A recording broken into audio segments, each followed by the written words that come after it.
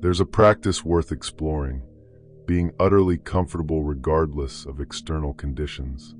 Instead of waiting for circumstances to align perfectly before allowing yourself to feel good, you can focus on how good you feel right here, right now. This sends a powerful message to the universe. I no longer need you to yield idyllic conditions. I can have a good experience no matter what. The more general you are, the more you allow it.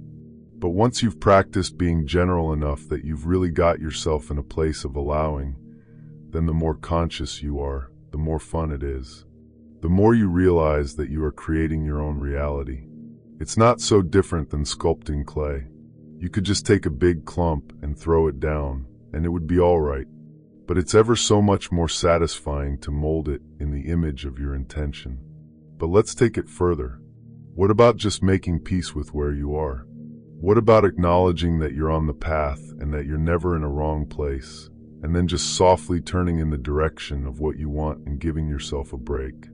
Give yourself the ease of acknowledging that it's no big deal, and you don't have to do anything this red-hot minute, and that all really is well. Just sort of trust in the natural momentum of the path of least resistance taking you where you want to go. Try that for a little while, and watch the ease that it brings to you and the faster results. A lot of people don't mean to do this, but every subject is really two subjects. On one end of the stick is wanted, and on the other end is unwanted. But if what is unwanted is active enough that you translated it, so you're thinking about it, when you're standing there in that negative thought, that means there was a vibration that you translated into a thought and into an emotion. So there's already some momentum going, and attention to it will increase the momentum. So it's more a letting go of it. It's more a reaching for the feeling rather than trying to change the thought to produce the feeling. This is the point. Alignment is alignment is alignment. And if some subjects get you there faster than others, then take the path of least resistance to get you there, because when you're there, all subjects then are accommodated. That was big. Because the path of least resistance that you're upon, where does that path lead? What's the goal of reaching for the path of least resistance right now? Where is it leading? To alignment. Not to weight loss, not to improve this, not to improve that, not to adjustments in physical conditions. It's leading to alignment, which then puts you in the place of receiving the impulses that cause the other things to fill in. Say that several times in every day if you want to really do yourself a big favor. As you're moving along and you're reaching for better feeling thoughts, you're integrating into your equation this path of least resistance and the unconditional aspect we're talking about. Say to yourself, path of least resistance. And where does that lead? And then say it leads to joy, it leads to happy, it leads to clarity, it leads to alignment. It leads to connection so that you know what you're reaching for, and then adore the instant manifestation of that you get. You feel that? That's good. And since you can't get it wrong and you never get it done, then there's no risk, there's no judgment, there's no harshness. It can't go so wrong at this stage of your understanding and your application of this. Here's the thing. This is why you can always trust your feelings. Whatever it is that you've been living has caused you to create a vibrational version of it. And your source stands there and calls you toward that. So your path is clear, it's undeniable. There are no wrong choices. Well, these are the things that could go wrong with your awareness of your feelings or with your feelings. Being unaware of what they are so that a lot of momentum gets going before you are aware or make a different choice. And that's it. This conversation is really about recognizing that this path of least resistance isn't about a behavior that you should always follow. It's about being loose and receptive in the moment and following the impulse. Through life experience and through time spent building life together and building businesses together, there were principles established, sort of business equations that were repeated often, ways to behave in situations and conditions to hold in certain ways. Things like start it the way you want it to end up, and if you can't multiply it by 1,000, don't do it. A lot of those things served well, that simplified life. But in moving forward along the continual path of least resistance, sometimes in holding to those principles that may have worked then, but are different in the way they're being felt now. Sometimes you can let go of that as you follow a louder calling. The way this verse gets translated is by saying, "Oh, I think I can hear something different now." And that something is saying trust yourself and follow your own guidance, and things are always working out and your impulses are on target, and don't worry so much about trying to get everything just right and enjoy the journey. A whole lot of things that are not contradictory to what was said before. And so this is the piece we're so interested in lighting up for you. That the path of least resistance, let's say something happened and you felt an impulse and you did it and it worked out really well and you noticed it. And so you did it again and it worked out well again. And so you started affirming to yourself that when I do this under these conditions with these people, it turns out like this. Well, that's really nice, but it doesn't allow for the expansion in your desire, and it doesn't allow for the momentum along your way. And it doesn't allow for who you have become. You're confining yourself to what was and not allowing yourself to go to what will be or what really is. So let's go back to the piece we were offering earlier about what if. Wouldn't it be nice if you could find those 45-second, 60-second glimpses where all you are aware of, all that you are wanting is alignment, alignment, alignment.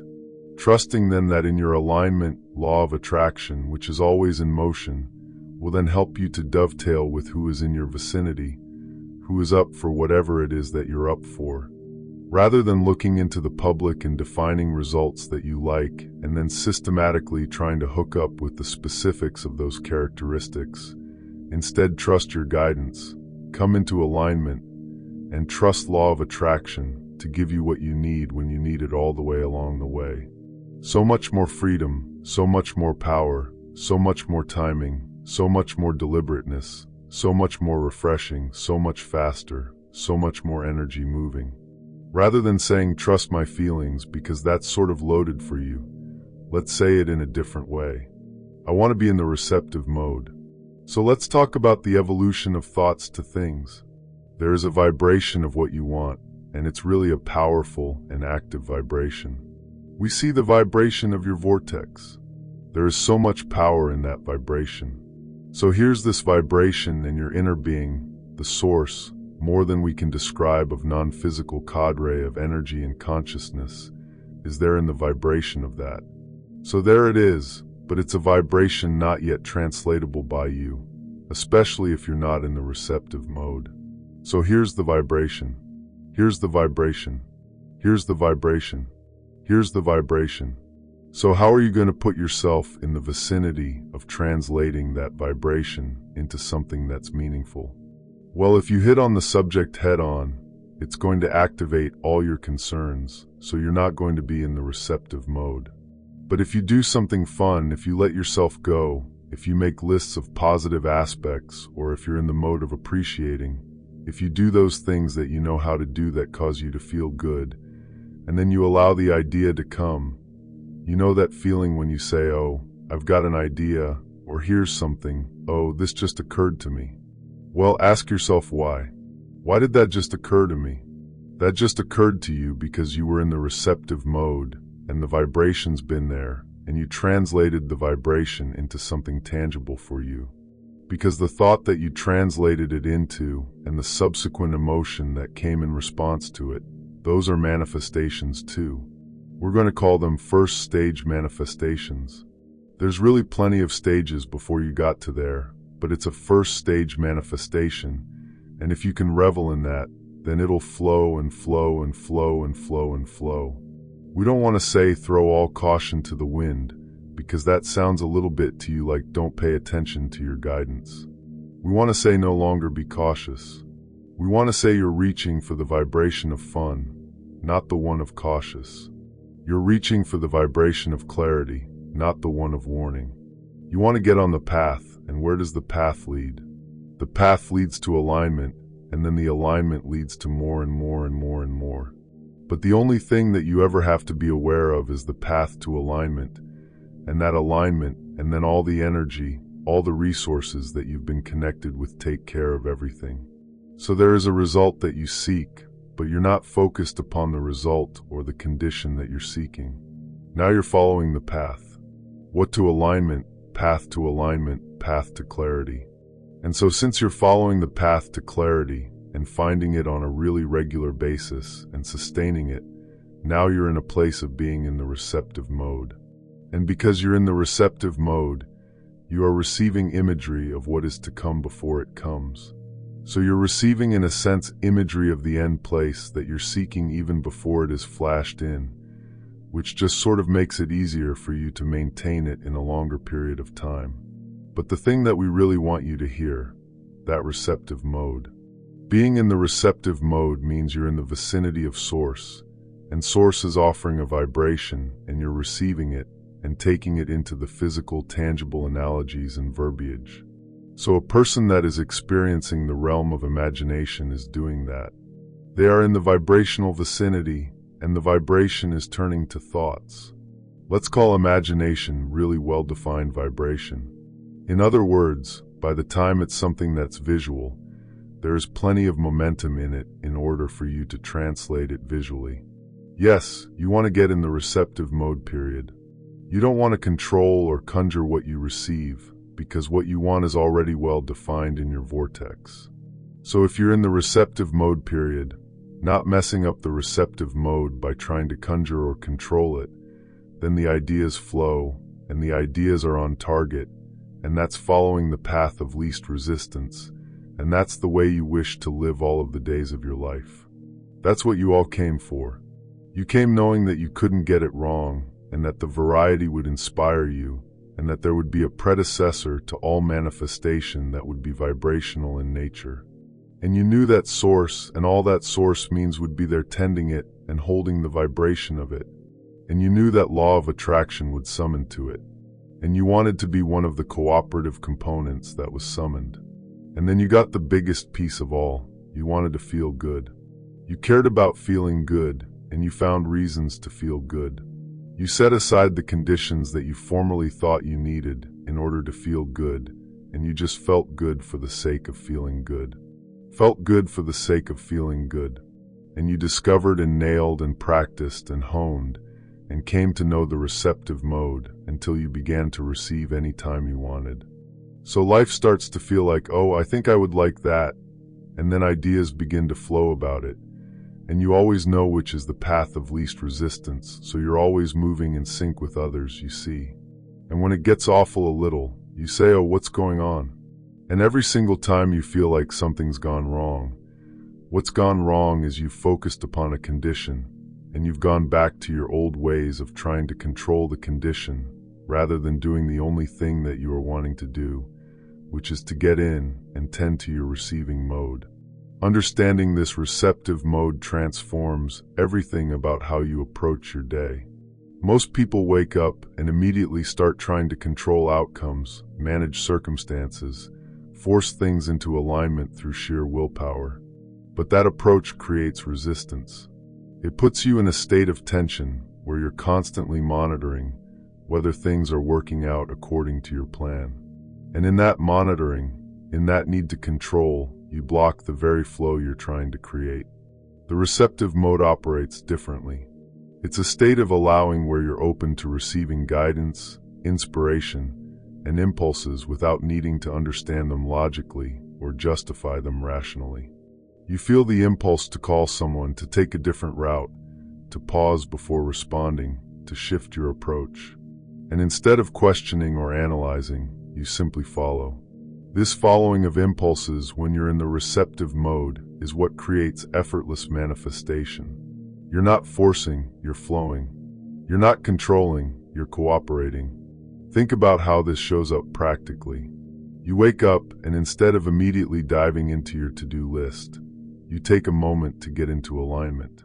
You do whatever helps you feel good, whether that's appreciating something, remembering something pleasant, imagining something delightful. You're not doing this to manifest anything specific. You're doing it to enter the receptive mode. And from that mode, your day unfolds differently. The right conversations happen. The right ideas occur. The right timing aligns. Not because you forced it, but because you allowed it. The path of least resistance isn't about being lazy or passive. It's about being intelligent with your energy. It's recognizing that when you're aligned, when you're in the receptive mode, law of attraction handles the details. It orchestrates circumstances, coordinates timing, brings people together, opens doors. Your job isn't to figure out how it all works. Your job is to maintain your alignment so you can receive the impulses that guide you through the orchestration that's already happening. This is why trying to control specific outcomes creates such struggle. You're essentially trying to do law of attraction's job. You're trying to manage all the moving pieces, coordinate all the timing, force all the circumstances into place. But you can't see the whole picture. You don't know what's unfolding behind the scenes. You don't know who's about to call, what's about to shift, what opportunity is about to appear. When you're trying to control, you're working with incomplete information. When you're in the receptive mode, you're being guided by the intelligence that sees everything. The principles that served you in the past, the rules you established, the formulas you followed, they were appropriate for who you were then. But you're not that person anymore. You've expanded, evolved, become someone new. And the guidance that's calling you now reflects that expansion. It's not contradicting your past wisdom. It's building on it, taking you further. But you can't go further if you're clinging to what worked before, insisting it must work exactly the same way now. This is where trust comes in. Trusting that you can let go of the old formulas and follow new impulses. Trusting that alignment is enough, that you don't need to have everything figured out. Trusting that the receptive mode will deliver exactly what you need when you need it. This trust isn't blind faith. It's based on paying attention to how things actually unfold when you allow them to. Notice what happens when you follow an impulse versus when you resist it. Notice what happens when you stay in alignment versus when you try to force outcomes. Notice what happens when you trust the timing versus when you try to control it. The evidence builds. The trust deepens. The flow increases. Living from the receptive mode means you're no longer exhausting yourself trying to make things happen. You're allowing things to happen through you. Ideas flow. Connections form. Opportunities appear. And it all feels natural, easy, right? You're not wondering if you're on the right path because you can feel that you are. You're not questioning your decisions because they're coming from alignment rather than fear. You're not forcing relationships or circumstances because what's meant for you is flowing to you effortlessly. This is the life you came for. Not one of struggle and control, but one of inspiration and flow. Where you wake up feeling good, maintain your alignment, receive your guidance, follow your impulses, and watch as everything you've been wanting unfolds in ways you couldn't have orchestrated yourself. Where the path of least resistance becomes your natural way of being, and alignment becomes your default state. Where you trust yourself completely because you're connected to Source completely. And life becomes the joyful, creative, expansive experience it was always meant to be.